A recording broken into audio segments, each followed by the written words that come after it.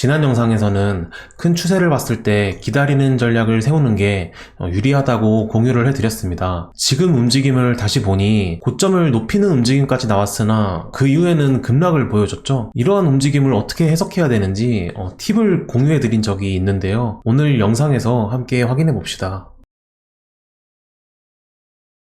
이렇게 시세를 보여줬다가 다시 되돌리는 움직임에 대해서 제가 팁을 여러 번 드린 적이 있습니다. 세력들이 올리고자 하는 마음이 없다, 이렇게 해석할 수 있다고 말씀드렸죠. 제가 시장을 볼 때 항상 박스권을 판단한 다음에 그 박스권 안에서 어디로 돌파하는지 이런 부분을 또 판단하기도 하고, 또 매수를 볼만한 자리인지 매도를 볼만한 자리인지 이런 것까지 판단하라고 말씀드렸죠. 그래서 박스권을 설정해 봤을 때 이 박스권에서 움직이고 있었는데 돌파를 한 다음에 계속 그 추세를 이어가기 위해서 지지하는 움직임을 보여준 게 아니라 다시 강하게 아래로 내렸기 때문에 결국에는 좀 하락할 가능성이 높지 않을까, 이렇게 해석할 수 있죠. 그럼 제가 과거에 팁을 공유해드린 적이 있다고 말씀드렸는데, 그래서 첫 번째 박스 같은 경우는 제가 이제 유튜브를 처음 시작했을 때였거든요. 그때 이제 제가 계속 하락할 가능성만 이야기를 했던 그런 시장입니다.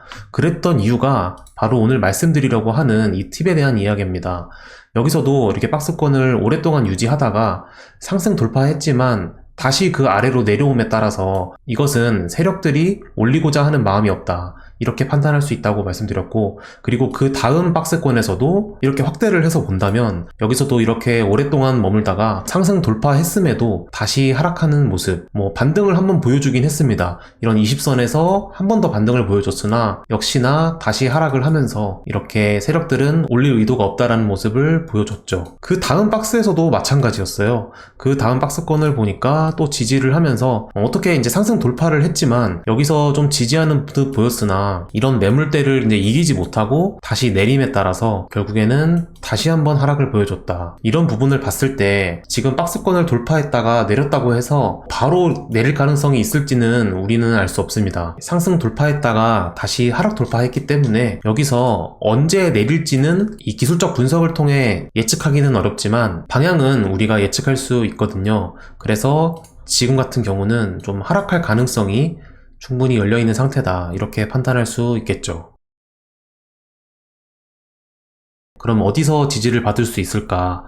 그럼 지지받아야 하는 곳은 어디인가? 이런 부분도 이제 궁금하니 한번 살펴보도록 하죠. 지난 영상에서도 말씀드린 것처럼 여전히 28,600달러를 기준으로 시장을 확인하고자 합니다.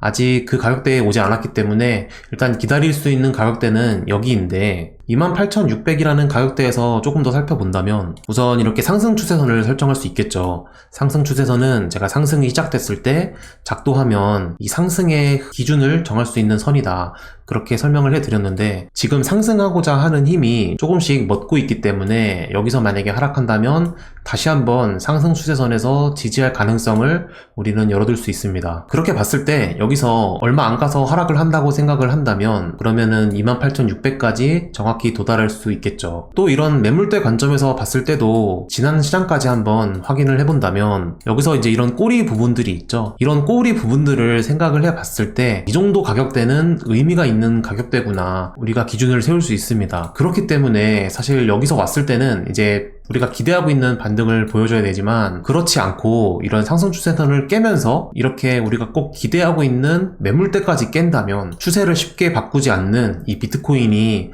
드디어 하락 추세로 전환된 게 아닌가, 그런 가능성을 열어둬야 됩니다. 자, 그럼 제가 지난번에는 더블탑에 대한 이야기를 한번 한 적이 있습니다. 그 더블탑에 대한 이야기에 더해서 이 프랙탈 관점에서도 여러분들께 좀 설명을 해드릴게요. 지금 보시면 여기 왼쪽 같은 경우는 이제 18년도의 차트입니다. 18년도 차트고 오른쪽은 이제 오늘날 시장이죠.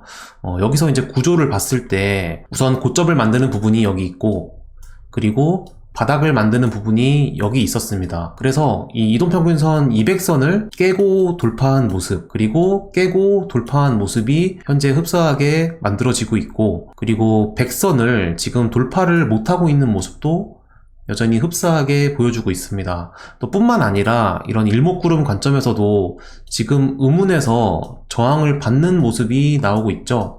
이런 음운을 완전히 돌파해야 그 다음 조금 더 추가 상승 가능성을 확인할 수 있는데, 이런 의문 안에서 계속 머물게 된다면 오히려 그 아래로 빠지는 움직임이 나올 수 있기 때문에 우리가 28,600달러를 열어두고 있지만 그 이하로 하락을 하게 된다면 그러면 이 의문을 하락 돌파하는 모양까지도 열어둘 수 있습니다. 더블탑에 대한 이야기도 여기서 말씀드린 게, 여기서 이렇게 더블탑을 만들었던 부분이 지금 오늘날 시장에서도 그런 모양을 만들기 직전이 아닐까, 또 그런 가능성도 열어둬야 됩니다. 하락을 해서 이전 시장에 이 헤드앤숄더 넥라인이었던 이 가격대 약 25,000달러를 하락 돌파하게 된다면, 그렇다면 직전 저점까지도 충분히 가격이 도달할 가능성을 열어둬야 되겠죠. 이렇게 큰 관점의 경우는 우선 큰 추세가 충분히 이 아래도 내려갈 수 있는 가능성이 있구나라는 거를 머릿속에 두고 이 전략을 세우는 데 의미를 두시면 됩니다.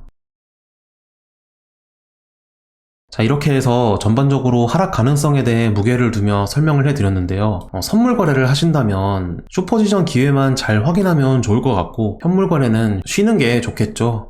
바닥을 만드는 흐름은 순식간에 나오지 않기 때문에 바닥 가능성을 확인할 때까지 시장을 멀리서 바라보는 것이 위험도를 낮추는 전략이 될 겁니다.